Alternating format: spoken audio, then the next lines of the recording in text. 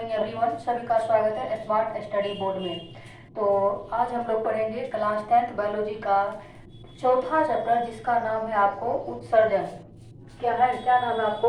उत्सर्जन नाम है। आज हम लोग उत्सर्जन के बारे में पढ़ेंगे कि उत्सर्जन क्या है, कैसे होता है, इन सभी के बारे में हम लोग पढ़ेंगे। तो सभी लोग जल्दी से जुड़ेंगे और आज की इस क्लास को अपने दोस्तों के साथ शेयर करेंगे।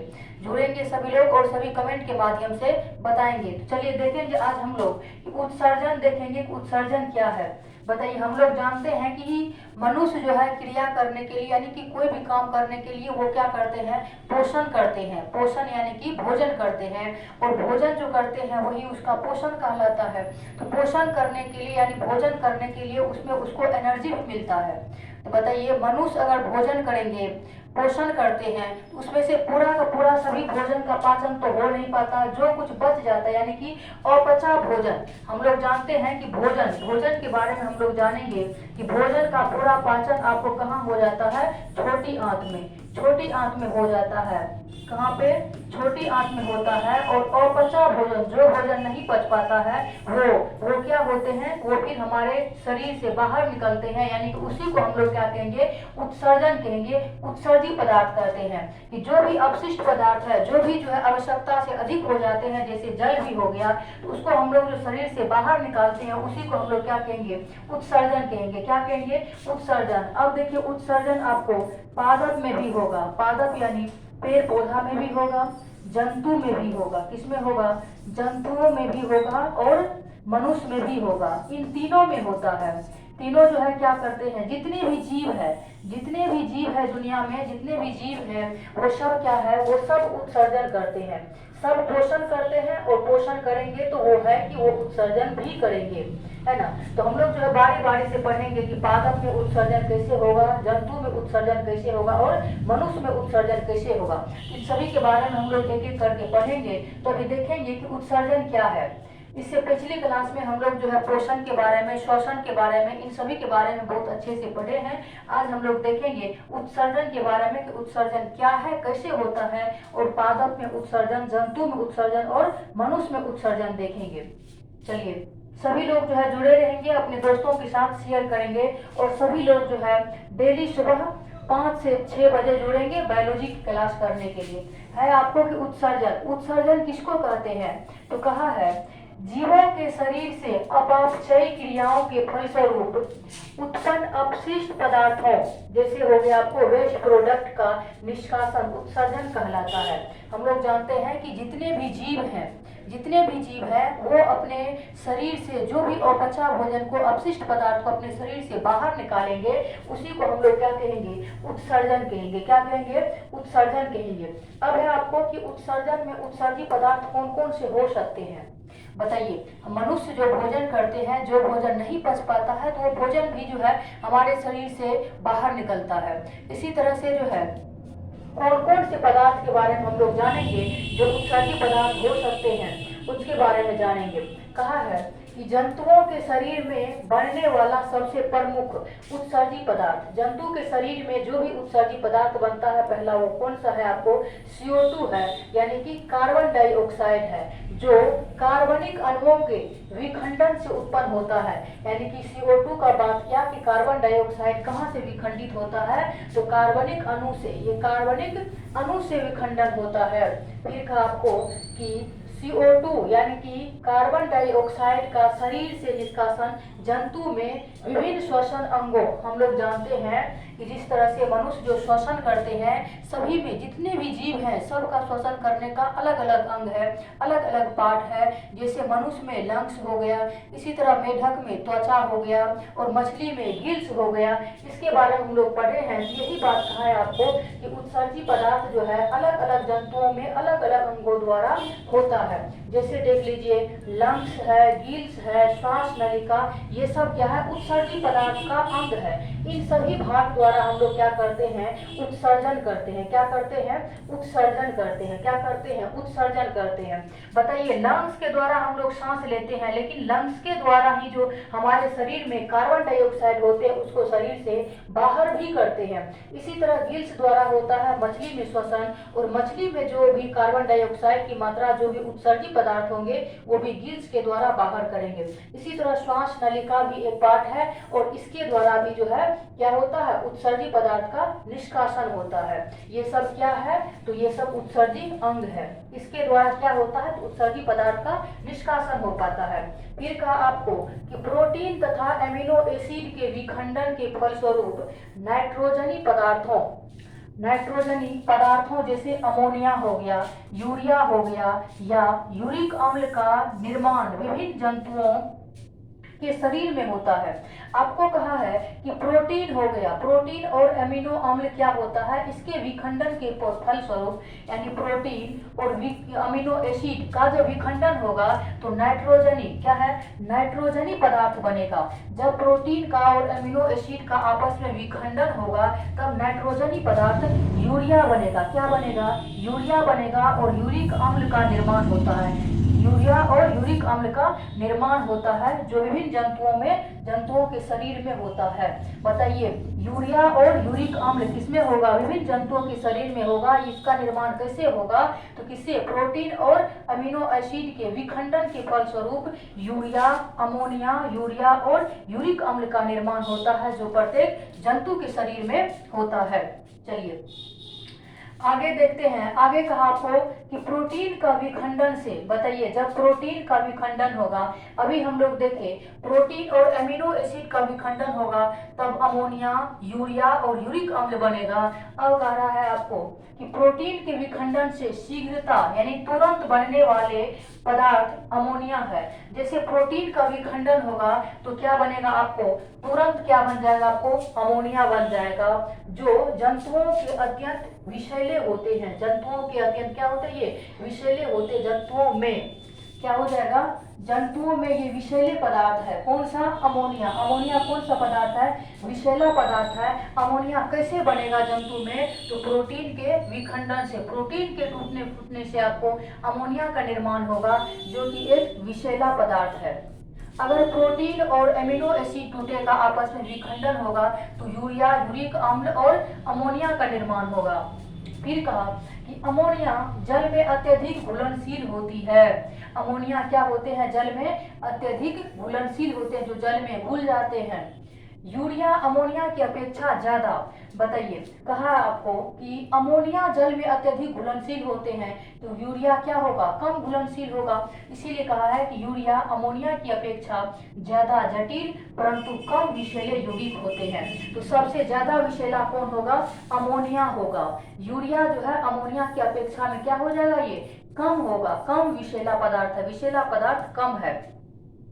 आप लोग देखते होंगे कि आप लोग ये विषैले पदार्थ का बात किया है अमोनिया के बारे में। ये प्रोटीन के विखंडन से निर्माण होता है अमोनिया का, और यूरिया, अमोनिया, यूरिक अम्ल का निर्माण कब होगा, जब प्रोटीन और अमीनो एसिड का विखंडन होगा तब। तो यूरिया जो है अमोनिया की तुलना में कम विषैले पदार्थ है, लेकिन अमोनिया जो है सबसे ज्यादा विषैले पदार्थ है। अमोनिया जल में घुलनशील पदार्थ है। चलिए आगे है कि जटिल बहुकोशिकीय जंतु में अपशिष्ट पदार्थों को, जटिल बहुकोशिकीय जंतुओं में अपशिष्ट पदार्थों को शरीर से बाहर निकालने के लिए विशेष रचनाएं पाई जाती है जिन्हें उत्सर्जी अंग कहते हैं। आपको कहा कि ये क्या होते हैं, एक सभी जंतुओं के शरीर में एक उत्सर्जी अंग पाए जाते हैं। क्या पाए जाते हैं, उत्सर्जी अंग पाए जाते हैं जिसके द्वारा उत्सर्जी पदार्थ को, अपशिष्ट पदार्थ को शरीर से बाहर निकाला जाता है। फिर है कि निम्न श्रेणी के जंतुओं जैसे हो गया आपको, इससे पहले हम लोग देखें जटिल बहुकोशिकीय जंतु यानी उच्च श्रेणी का बात किया। अब कहा आपको निम्न श्रेणी के जंतु जैसे हो गया प्रोटोजोआ हो गया, अमीबा हो गया, इसका कोई उत्सर्जी अंग नहीं होता है क्योंकि हम लोग देखे थे प्रोटोजोआ और अमीबा विसरण के द्वारा क्या करते हैं, उत्सर्जन करते हैं। अमीबा के ऊपर छोटे छोटे छिद्र होते हैं, उसी के द्वारा वो क्या कर लेते हैं, अपना उत्सर्जन करते हैं। तो प्रोटोजोआ और अमीबा विसरण यानी डिफ्यूजन के द्वारा क्या करते हैं, उत्सर्जन करते हैं। क्या करते हैं, उत्सर्जन करते हैं। और मनुष्य, मेढक, मछलियां और ये दोनों को छोड़ करके निम्न श्रेणी के जंतु जितने भी हैं, इनको छोड़ करके सभी जंतुओं के क्या होता है, अपना अपना उत्सर्जी अंग होता है। क्या होता है, उत्सर्जी अंग होता है। फिर बात किया आपको कि मनुष्य में उत्सर्जन कैसे होता है। इससे पहले हम लोग देखें कि जंतु में अगर उच्च श्रेणी का जंतु है, देखिएगा कि उच्च श्रेणी का जंतु है, उच्च यानी कि जटिल बहुकोशिकीय जंतु या उच्च श्रेणी का जंतु होगा तो उनमें क्या होता है, उत्सर्जित अंग पाया जाता है। लेकिन निम्न श्रेणी का जंतु जो भी है उसमें जो है अमीबा अमीबा हो गया, प्रोटोजोआ हो गया, उसमें विसरण के द्वारा क्या होगा, आपको उत्सर्जी होगा, उत्सर्जन होगा उत्सर्जी पदार्थ का। अब है कि मनुष्य में उत्सर्जन कैसे होगा। मनुष्य में उत्सर्जन कैसे होगा आप लोग कमेंट के माध्यम से बताएंगे। चलिए कमेंट कीजिए एक बार। कहा है कि मनुष्य एवं समस्त वर्टिब्रेटा उपसंघ के जंतुओं में वृक्क सबसे महत्वपूर्ण उत्सर्जी अंग है। वृक्क मतलब हम लोग जानते हैं किडनी का बात किया है। वृक्क यानी कि किसका, ये किडनी है। क्या क्या बात किया है, ये किडनी का बात क्या है। हमारे शरीर में किडनी एक क्या है, उत्सर्जी अंग है। मनुष्य के शरीर में किडनी एक बहुत ही महत्वपूर्ण उत्सर्जी अंग है। किसका, मनुष्य का। वृक्क के संबद्ध अन्य रचनाएं, हम लोग किडनी का अभी हम लोग फिगर देखेंगे, और किडनी से जो है अनेक रचनाएं निकले हुए रहते हैं, उसको जो उत्सर्जन में भाग लेते हैं। उत्सर्जन यानी उत्सर्जन जो हमारे शरीर से जब होगा उसमें भाग लेते हैं। किडनी से अनेक रचनाएं निकले हुए रहते हैं जो उत्सर्जन में भाग लेते हैं। वे हैं, जैसे क्या हो सकता है आपको, मूत्रवाहिनी है, किडनी से ही निकला हुआ रहता है। मूत्रवाहिनी, मूत्राशय और मूत्रमार्ग, ये तीनों किससे जुड़े हुए रहते हैं, किडनी से जुड़े हुए रहते हैं, जिसके द्वारा मनुष्य क्या करते हैं, अपने मूत्र को त्याग करते हैं, यानी शरीर से बाहर निकालने में मदद करता है। ये किडनी से जुड़े हुए रहते हैं। कौन कौन सी भाग है, तो मूत्रवाहिनी है, मूत्राशय और मूत्रमार्ग है। ये तीनों भाग उत्सर्जी भाग कहलाते हैं जो किडनी से जुड़े हुए रहते हैं। फिर कहा आपको कि मनुष्य में एक जोड़ा वृक्क होता है। हम लोग जानते हैं कि मनुष्य में कितना किडनी है, एक जोड़ा किडनी पाया जाता है। एक जोड़ा यानी कि दो, दायां और बायां, एक इधर और एक इधर हो जाएगा, दायां और बायां। मनुष्य में एक जोड़ा किडनी होता है और प्रत्येक वृक्क उदर गुहा की पृष्ठीय, प्रत्येक वृक्क क्या करते हैं, उदर गुहा के पृष्ठीय देहभूति से सटे कशेरुक क्या हो जाएगा, कशेरुक दंड के दोनों ओर स्थित होते हैं। यानी कि ये क्या होते हैं, उदर गुहा, यानी कि हमारे पेट के बारे में बताया है कि ये क्या होते हैं कि अंदर सटे हुए कशेरुक दंड यानी पीठ वाली जो हड्डी है उनसे क्या होते हैं, ये सटे हुए रहते हैं, दोनों तरह क्या होते हैं, दोनों ओर स्थित रहते हैं। कौन, किडनी का बात किया है, किडनी। फिर कहा आपको कि बायां किडनी और दायां किडनी। बायां किडनी यानी कि दायां किडनी, दायां वृक्क की अपेक्षा कुछ ऊपर स्थित होता है। हम लोग इसके बारे में अभी जाने भी थे पिछली क्लास में कि बायां किडनी जो है दाएं किडनी की अपेक्षा कहाँ है, ये ऊपर स्थित है। बायां किडनी दाएं किडनी की अपेक्षा ऊपर स्थित है। और प्रत्येक वृक्क यानी कि प्रत्येक किडनी ठोस गहरे भूरे लाल रंग का होता है। किडनी का रंग कैसा होता है, तो गाढ़ा होता है, लाल होता है, थोड़ा ठोस भी होता है। कैसा होता है, ये ठोस होता है और भूरे लाल रंग का होता है। बताइए सभी लोग, किडनी का रंग कैसा होता है, तो ठोस होता है, गहरे भूरे लाल रंग का होता है। इसका आकार सेम के बीज का आकार जैसे होता है। किडनी का आकार कैसा होता है, सेम के बीज के आकार के जैसे होता है। कैसे होता है, सीएम के बीज के आकार का। भी हम लोग देखेंगे कि मूत्रवाहिनी, मूत्राशय और मूत्रमार्ग ये मनुष्य का उत्सर्जी अंग है जो किडनी से जुड़े हुए रहते हैं। इनके द्वारा मनुष्य क्या करते हैं, मूत्र त्याग करते हैं। तो इनके बारे में अभी हम लोग देखेंगे फिगर के माध्यम से, और सभी लोग बने रहेंगे। चलिए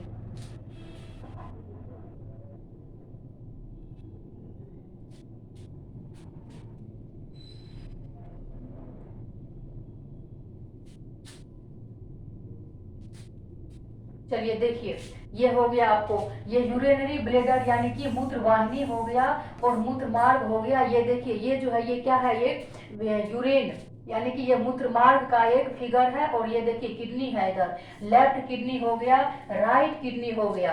लेफ्ट किडनी और राइट किडनी, यूरेटर और यूरिनरी ब्लैडर और यूरेथ्रा के बारे में दिया गया। इससे क्या होते हैं, ये क्या होते हैं, ये मूत्रमार्ग, मूत्रवाहिनी, मूत्रमार्ग, मूत्रवाहिनी और मूत्रमार्ग, मूत्रवाहिनी, ये सब किससे जुड़े हुए रहते हैं? किडनी से जुड़े हुए रहते हैं। देखिए ये सब के सब किससे जुड़े हुए हैं? ये आगे देखिए, ये किडनी से जुड़े हुए रहते हैं, ये किडनी से जुड़े हुए रहते हैं। इसके द्वारा मनुष्य क्या करते हैं? अपने मूत्र को त्याग करते हैं। और ये किससे जुड़े हुए हैं? किडनी से जुड़े हुए हैं।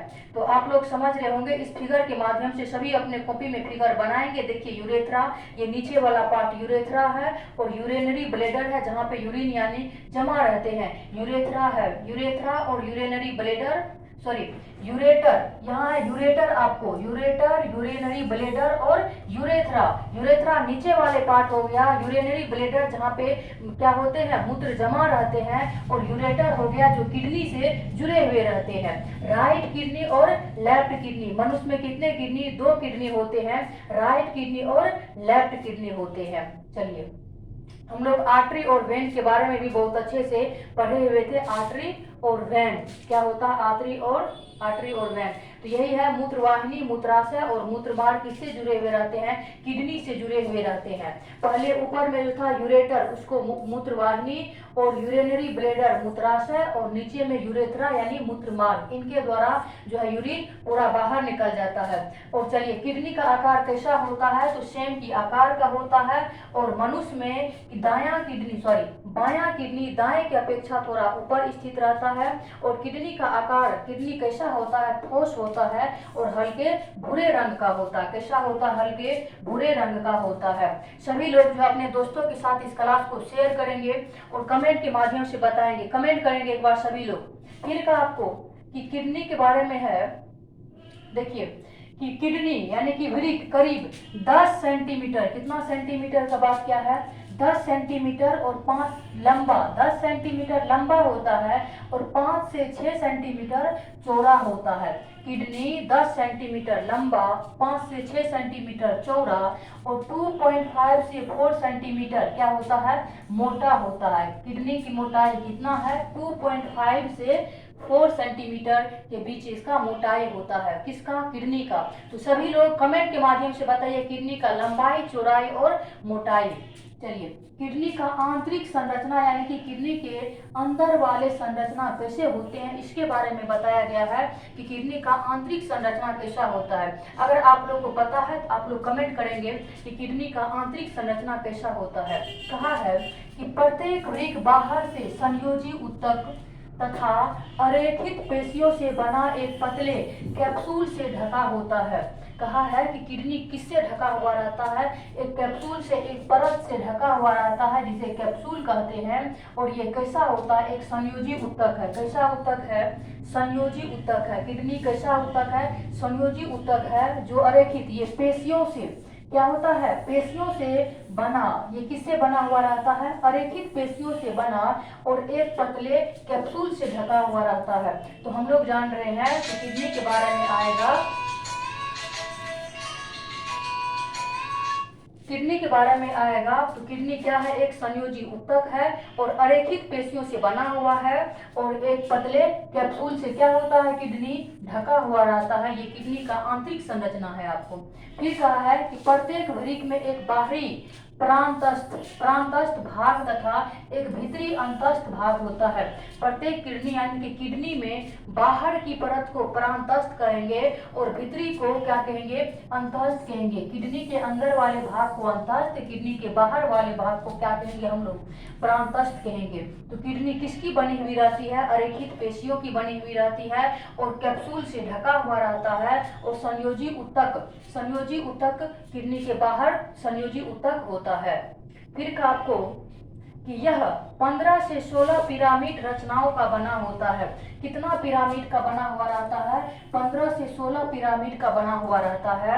और जिसे वृक्क शंकु कहते हैं। जिसे क्या कहते हैं? वृक्क शंकु कहते हैं। जिस तरह से मनुष्य जो है कपड़े पहनते हैं अपने बॉडी को, शरीर को ढकने के लिए, इसी तरह किडनी का परत होता है कि किडनी में कितने परत होते हैं, कितने पिरामिड होते हैं? तो 15 से 16 पिरामिड रचनाओं का बना होता है। 15 से 16 पिरामिड रचना का बना हुआ रहता है किडनी, और जिसे हम लोग वृक्क शंकु कहेंगे। तो वृक्क शंकु किसको कहेंगे?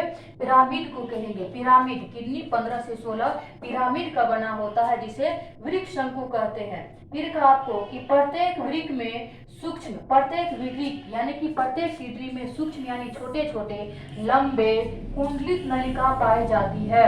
यानी कि प्रत्येक किडनी में क्या होते हैं, सूक्ष्म यानी छोटे छोटे लंबे कुंडलित नलिकाएं पाई जाती है, जो नेफ्रॉन, जो क्या होता है आपको, नेफ्रॉन या वृक्क नलिका कहलाती है। नेफ्रॉन किसको कहेंगे, तो किडनी में छोटे छोटे और लंबे लंबे नलिका पाए जाते हैं, उसे हम लोग क्या कहेंगे, नेफ्रॉन कहेंगे। क्या कहेंगे, नेफ्रॉन कहेंगे। फिर कहा है कि नेफ्रॉन वृक्क की रचनात्मक एवं क्रियात्मक इकाई है। नेफ्रॉन क्या है, तो रचनात्मक और क्रियात्मक इकाई है। नेफ्रॉन जो है किडनी का रचनात्मक और क्रियात्मक इकाई है।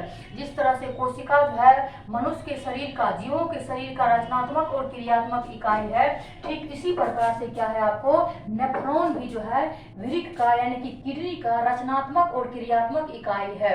कौन, नेफ्रॉन, किसका, किडनी का। फिर कहा है आपको कि नेफ्रॉन की आकृति यानी कि संरचना, नेफ्रॉन की संरचना कैसी होती है, एक बार सभी लोग बताइए, किडनी के बाहरी वाले परत को क्या कहेंगे और किडनी के अंदर वाले परत को क्या कहेंगे, सभी लोग जो है कमेंट कीजिए एक बार। फिर कहा है आपको नेफ्रॉन की संरचना कैसे होते हैं, कहा है प्रत्येक वृक्क में, देखिए यहाँ पे प्रत्येक वृक्क में इतना वृक्क नलिकाएं या नेफ्रॉन होता है प्रत्येक वृक्क में, और प्रत्येक वृक्क नलिकाओं का आरंभ प्याले जैसी रचना होता है। प्याले जैसे यानी कि किडनी का आकार किसके जैसे होता है, शुरू कैसे होता है, प्याले के जैसे रचना होता है। शुरू में कैसा होता है, प्याले के जैसे रचना होते हैं, और जिसे हम लोग बोमेन संपुट कहते हैं। तो बोमेन संपुट किसको कहेंगे, तो किडनी का जो है क्या होता है, किडनी के आरंभ में प्याली जैसे रचने होते हैं, जिसे हम लोग बोमेन संपुट कहते हैं। तो किडनी के आरंभ में क्या होते हैं, प्याले जैसी रचना होते हैं, जिसे हम लोग बोमेन संपुट कहते हैं। क्या कहते हैं, बोमेन संपुट कहते हैं। फिर कहा आपको किडनी का कार्य यानी वृक्क का कार्य क्या होता है, सभी लोग बताइए, कमेंट कीजिएगा एक बार सभी लोग। किडनी के बाहर वाले परत, सभी से पूछा गया, सभी लोग कमेंट कीजिएगा।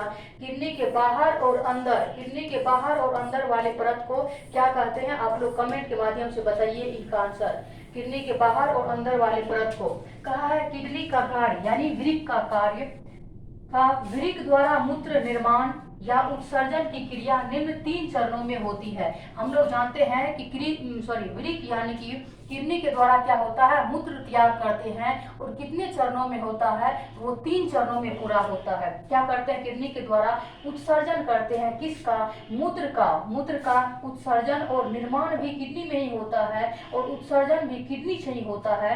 तो उत्सर्जन करने के लिए 3 क्रिया है, जो है पहला है ग्लोमेरुलर फिल्ट्रेशन, दूसरा है ट्यूबुलर पुनर्वशोषण, और तीसरा है आपको ट्यूबुलर स्रवण होता है।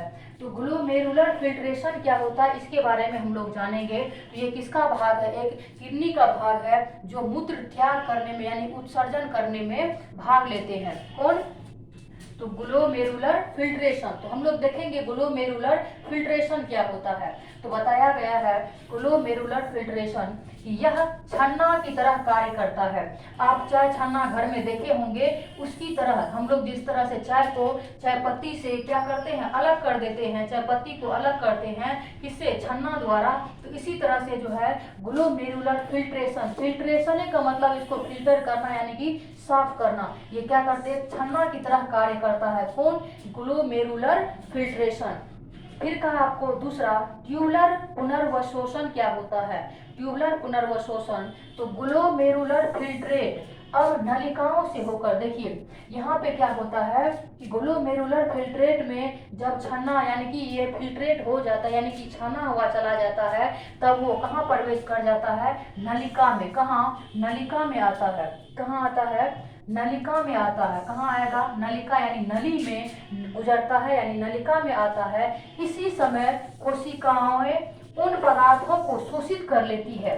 देखिए कि जब क्या होता है, फिल्ट्रेट हो जाएगा, तब वो नलिका में आएंगे। किसके बारे में बात कर रहा है, मूत्र के बारे में। फिल्ट्रेट होने के बाद वो नलिका में जब आ जाएगा, तो कोशिका क्या करेंगे, उन पदार्थ को वो शोषित कर लेते हैं। क्या कर लेते हैं, कोशिकाएं शोषित कर लेते हैं, जिनकी आवश्यकता होती है। जिनकी आवश्यकता होती है वो कोशिका उसको शोषित कर लेते हैं, और जिनकी आवश्यकता नहीं होती उनको वो छोड़ देते हैं। तो यूरिन के द्वारा यानी मूत्र के के द्वारा क्या होते हैं, जो भी मूत्र के द्वारा पहला काम है आपको ग्लोमेरुलर फिल्ट्रेशन, यानी कि मूत्र क्या होता है, ग्लोमेरुलर फिल्ट्रेशन उसको छान देता है। छानने के बाद अगला स्टेप वो नलिका में गुजर जाता है, नलिका में प्रवेश कर जाता है और नलिका में जाने के बाद कोशिकाएं क्या होती है, कोशिकाएं उन पदार्थ को शोषित कर लेते हैं जिनकी आवश्यकता होती है, और जिनकी आवश्यकता नहीं हो तो उनको वही छोड़ देते हैं। फिर कहा आपको कि लेकिन ये क्रिया किसमें, ट्यूबुलर पुनर्वशोषण में, क्योंकि आपको ग्लोमेरुलर फिल्ट्रेशन का काम है छान देना, और छानने के बाद अगला स्टेप वो नलिका में प्रवेश करता है, और नलिका किससे जुड़ा हुआ है, ट्यूबुलर पुनर्वशोषण से। और इसमें नलिका में जब प्रवेश करेगा इसी समय कोशिका पदार्थ को शोषित कर लेता है जिसकी आवश्यकता होता है, बाकी जिसकी आवश्यकता नहीं है उसको वही छोड़ देते हैं। फिर कहा है कि लगभग सारी ग्लूकोज क्या होगा, यहीं पे पुनः शोषित हो जाता है। तो जिन पदार्थों का जरूरी होगा उसको शोषित कर लेते हैं, तो लगभग जो है जितना भी ग्लूकोज है उसको ये शोषित कर लेते हैं, तथा जल की, फिर कहा कि तथा जल की अधिक मात्रा का भी शोषण एवं दूषित पदार्थों का उत्सर्जन हो जाता है। जल की अगर अधिक मात्रा होती है तो जल का अधिक मात्रा क्या होता है, का शोषण हो जाता है, उसको भी, जल को भी शोषण कर लेते हैं एवं दूषित पदार्थ जो भी है उसको ये उत्सर्जन कर लेते हैं। तो ये क्रिया कहाँ पे होगा आपको, ट्यूबुलर पुनर्वशोषण में। ट्यूबुलर पुनर्वशोषण में क्या होता है कि जो भी छना हुआ आएगा तो वो नली से होकर गुजरेगा, तो नली में ही कोशिकाएं क्या करेंगे, उन पदार्थ को अवशोषित कर लेता है जिनकी जरूरत होती है, और जिनकी जरूरी नहीं होगा वही छोड़ देते हैं। तो लगभग क्या होगा, लगभग ग्लूकोज वहीं पे शोषित हो जाता है, जल का भी अधिक मात्रा में शोषण हो जाता है, लेकिन दूषित पदार्थ जो भी है उसको फिर वो अगला स्टेप में वो उत्सर्जन कर देता है। फिर है आपको कि ट्यूबुलर स्रवण क्या होता है, तीसरा पार्ट ट्यूबुलर स्रवण है, कि कभी कभी नलिका की एक कोशिका से कुछ उत्सर्जी पदार्थ भी स्रावित होकर कुछ पदार्थ भी फिल्ट्रेट से मिलता है, और अब फिल्ट्रेट ब्लैडर मूत्र, अब इस फिल्ट्रेट को क्या कहेंगे, अब इस फिल्ट्रेट को हम लोग ब्लैडर मूत्र कहेंगे। कहा है आपको कि जब फिल्ट्रेट हो जाएगा, नली से गुजर जाएगा, उत्सर्जित पदार्थ जब शोषण किया हुआ हो जाता है तो अगला स्टेप वो ट्यूबुलर स्रवण में प्रवेश करेगा। तो ये कह रहे हैं कि कभी कभी नलिका की कोशिका से कुछ उत्सर्जित पदार्थ भी स्रवित होते हैं। नलिका की कोशिका, किस नलिका की कोशिका का बात किया, तो इसी नलिका में यानी ग्लोमेरुलर पुनर्वशोषण की नलिका में कुछ क्या होते हैं, उत्सर्जित पदार्थ भी क्या होते हैं, उत्सर्जित पदार्थ भी स्रावित होकर फिल्ट्रेट से मिल जाता है। किससे मिल जाता है, यानी ग्लोमेरुलर फिल्ट्रेट से मिल जाता है, और अब इस फिल्ट्रेट को हम लोग क्या कह देंगे, तो ब्लैडर मूत्र कहेंगे। क्या कहेंगे, ब्लैडर मूत्र कहेंगे। क्या कहेंगे, ब्लैडर मूत्र कहेंगे। अभी हम लोग देखे थे, देखिएगा ब्लैडर मूत्र किसको कहेंगे, ये देखिए एक ब्लैडर यानी यूरिनरी ब्लैडर, इसी को कहेंगे हम लोग। क्या कहेंगे, एक थैलानुमा संरचना है, यहाँ पे जमा हो जाता है, इसी को हम लोग ब्लैडर मूत्र कहेंगे यानी यूरिनरी ब्लैडर कहेंगे। चलिए फिर कहा आपको कि यह मूत्र नलिका से गुजरता है। कौन मूत्र, ब्लैडर मूत्र किससे गुजरेगा, आपको मूत्र नलिका से गुजरता है तथा मूत्राशय में जमा रहता है। कहाँ जमा रहता है, मूत्राशय में जमा रहता है। किससे गुजरता है, तो मूत्र नलिका से गुजरता है। फिर कहा एवं समय समय पर मूत्रमार्ग के छिद्र द्वारा, आपको कहा कि ट्यूबुलर स्रवण में क्या होता है कि कभी कभी कुछ उत्सर्जित पदार्थ कोशिका से होकर गुजर जाता है, फिल्ट्रेट में मिल जाता है, और जब फिल्ट्रेट में मिल जाएगा कुछ उत्सर्जित पदार्थ उसको हम लोग ब्लैडर मूत्र कहेंगे। क्या कहेंगे, ब्लैडर मूत्र कहेंगे। और यह मूत्र क्या होता है, यानी ब्लैडर मूत्र क्या होता है, मूत्र नलिका से गुजरता है। ब्लैडर मूत्र नलिका से गुजरता है, और ये जमा कहाँ रहता है, मूत्राशय में जमा रहता है। ब्लैडर मूत्र नलिका से गुजरेगा और गुजरने के बाद वो मूत्राशय में जमा रहता है, एवं समय समय पर क्या होता है, मूत्र मार्ग में छिद्र होता है, और मूत्र मार्ग के छिद्र के द्वारा वो क्या होता है, उसे बाहर निकाल दिया जाता है। किसको, तो ब्लैडर मूत्र को। तो ये किससे गुजरेगा, मूत्र नलिका से गुजरेगा, और ये मूत्राशय में जमा रहता है, और समय समय पर क्या होता है कि मूत्र मार्ग के छिद्र द्वारा ये बाहर निकल जाता है। फिर कहा आपको कि मूत्र की बनावट कैसे होते हैं, यानी संरचना कैसे, इसके आकार कैसे हैं, इसके बारे में, यानी कि मूत्र का आकार कैसा होता है। तो देखिए कि मूत्र में कहा है आपको कि मूत्र में साधारणतः जल, यूरिया और सोडियम क्लोराइड विद्यमान होते हैं। आपको कहा कि मूत्र में क्या क्या मिला हुआ रहेगा, तो जल रहेगा, यूरिया रहेगा और सोडियम क्लोराइड रहता है। फिर कहा कि अगर एक मनुष्य 80 से 100 ग्राम 80 से 100 ग्राम प्रोटीन आहार के रूप में लेता है। कहा कि अगर कोई मनुष्य 80 से लेकर के 100 ग्राम 80 से लेकर के 100 ग्राम प्रोटीन जो है आहार यानी भोजन के रूप में लेता है, तो उसके मूत्र की प्रतिशत मात्रा हो जाएगा आपको 96% जल होगा और ठोस रूप में यानी कि 4% हिस्सा रहेगा, जिसमें यूरिया आपको 2% और अन्य पदार्थ 2% रहेगा। किसमें रहेगा कि अगर कोई मनुष्य 80 से 100 ग्राम प्रोटीन किससे प्राप्त करेगा, आहार से प्राप्त करेगा यानी भोजन से प्राप्त करेगा, तो उसके मूत्र में जो है उसकी मूत्र की प्रतिशत मात्रा कितना हो जाएगा, तो उसमें 96% जल रहेगा और 4% ठोस के रूप में रहेगा और इन ठोस में 2% यूरिया रहेगा और अन्य पदार्थ रहेगा आपको 2% रहेगा। तो अभी हम लोग देखेंगे मूत्र की बनावट को हम लोग देख चुके हैं। किसके बारे में, मूत्र के बनावट के बारे में देखे हैं कि मूत्र मार्ग के द्वारा एक छिद्र होता है जो बाहर निकलता है, मूत्र मार्ग की संरचना। अगला स्टेप हम लोग देखेंगे, इसमें कहा है आपको कि यूरिया क्या होता है, प्रोटीन मेटाबॉलिज्म का उपोत्पाद है। क्या कहा कि यूरिया क्या करता है, यूरिया प्रोटीन मेटाबॉलिज्म का उपोत्पाद है, यानी कि ये क्या करते हैं, मेटाबॉलिज्म का उपोत्पाद यानी कि उसको उत्सर्जन करने में मदद करते हैं। और यह एमिनो एसिड का बनता है। कौन, मेटाबॉलिज्म किसका बना हुआ रहता है, तो एमिनो एसिड का बना हुआ रहता है। और यूरिया की समान मात्रा 100 ml ब्लड में 30 ग्राम मानी जाती है। बताइए, कहा है आपको कि यूरिया की मात्रा कितना माना जाता है, सामान्य मात्रा, तो 100 ml ब्लड में यानी कि 100 ml ब्लड रहेगा तो उसमें जो है 30 mg क्या माना जाएगा आपको, किसका मात्रा माना जाएगा आपको, यूरिया की मात्रा।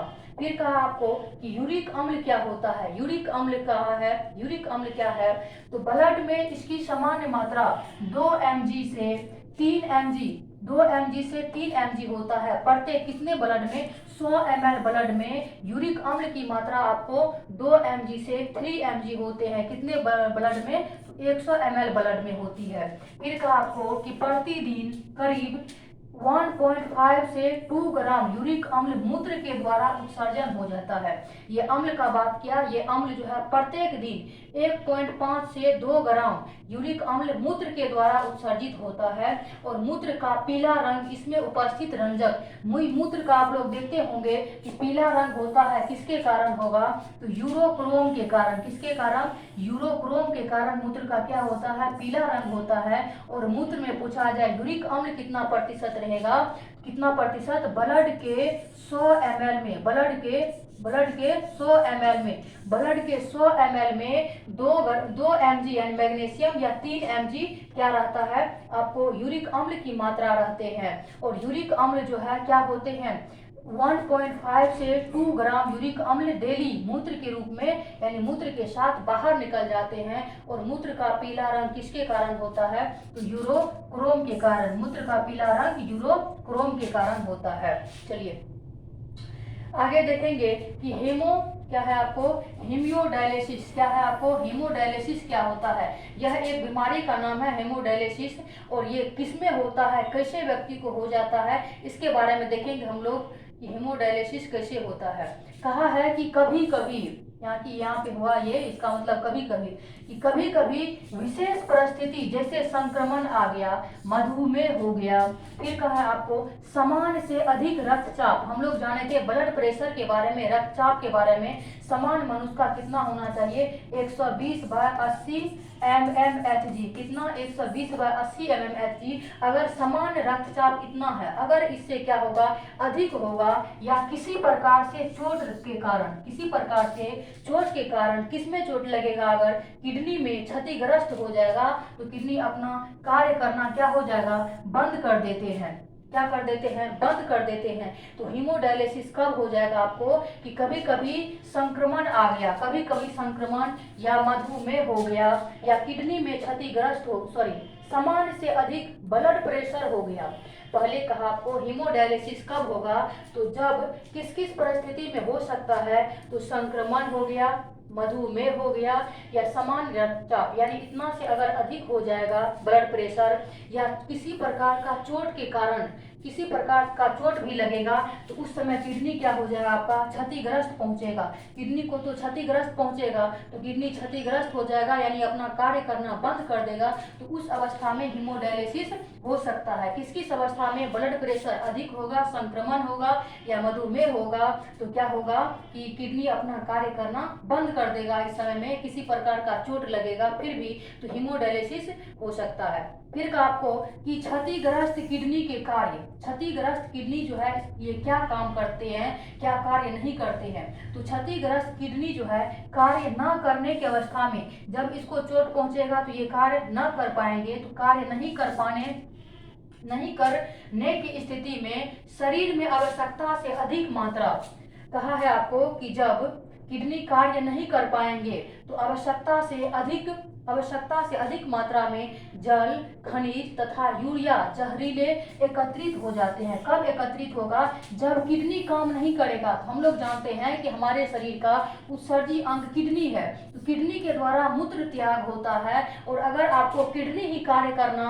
बंद कर दे तो क्या हो सकता है, तो आवश्यकता से अधिक मात्रा में आपको जल, खनिज और यूरिया जैसे जहरीले पदार्थ एकत्रित हो जाते हैं, यानी कि एक जगह हो जाते हैं, और जिससे रोगी की क्या हो जाते हैं, मृत्यु हो जाते हैं। ये किसके कारण होगा, हीमोडायलिसिस। और हीमोडायलिसिस कब हो सकता है कि अगर संक्रमण होगा, किसी प्रकार से संक्रमण होगा, मधुमेह होगा या ब्लड प्रेशर हाई होगा और किसी प्रकार का चोट लगेगा, तो किडनी क्या होगा, इसको क्षति पहुंचेगा, ये कार्य करना बंद कर देंगे। अगर किडनी कार्य करना बंद कर देंगे तो उस समय में क्या होगा, हमारे शरीर में आवश्यकता से अधिक मात्रा में जल, खनिज और यूरिया क्या होते हैं, ये तीनों क्या है, जहरीले पदार्थ होते हैं, क्योंकि ये तीनों एकत्रित आपस में एकत्रित हो जाते हैं, और जिससे जो है आगे चल करके व्यक्ति की मृत्यु हो सकती है। इससे आगे चल करके व्यक्ति की क्या हो जाएंगे, मृत्यु हो सकते हैं। तो हम लोग देखेंगे हेमोडायलिसिस के बारे में फिगर देखिए।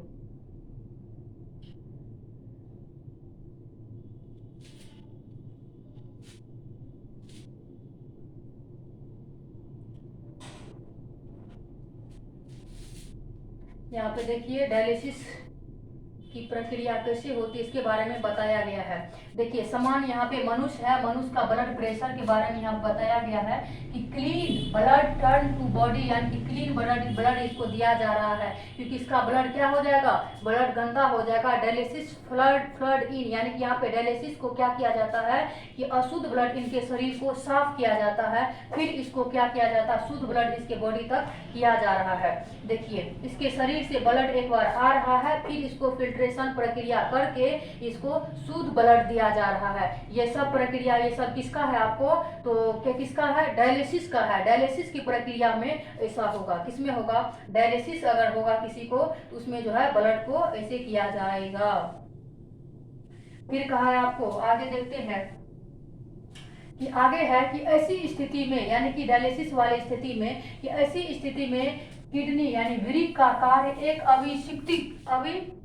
अविकसित मशीन के इस्तेमाल, जो मशीन अभी जो हम लोग देखे थे कि डायलिसिस एक व्यक्ति के बारे में फिगर के माध्यम से जो देखे थे, वो मशीन के इस्तेमाल संपादित कराया जाता है कि जब व्यक्ति को ऐसा हो जाएगा हीमोडायलिसिस, उसके लिए जो मशीन आता है उसको क्या कहेंगे हम लोग, डायलिसिस मशीन कहते हैं। क्या कहते हैं, डायलिसिस मशीन कहते हैं। और यह मशीन कृत्रिम वृक्क की तरह, यानी कि कृत्रिम यानी कि मानव के द्वारा बनाया गया, यानी कि कृत्रिम वृक्क की तरह कार्य करता है। कैसा कार्य करता है, कृत्रिम मनुष्य की तरह क्या करता है, कार्य करता है। और इस मशीन की टंकी होता है, इस मशीन का क्या होता है, ऊपर वाले भाग जो था उसको बोल रहा है कि इस मशीन में एक टंकी होता है जिसे हम लोग डायलाइजर कहते हैं। क्या कहते हैं, डायलाइजर कहते हैं। क्या कह देते हैं, डायलाइजर कहते हैं। देखिएगा यहाँ पे है आप देख लीजिए यहाँ पे डायलाइजर क्या होता है, एक टंकी होता है। क्या बताया गया आपको, एक ऊपर में देखिए यहाँ पे बताया गया है, और एक ऊपर में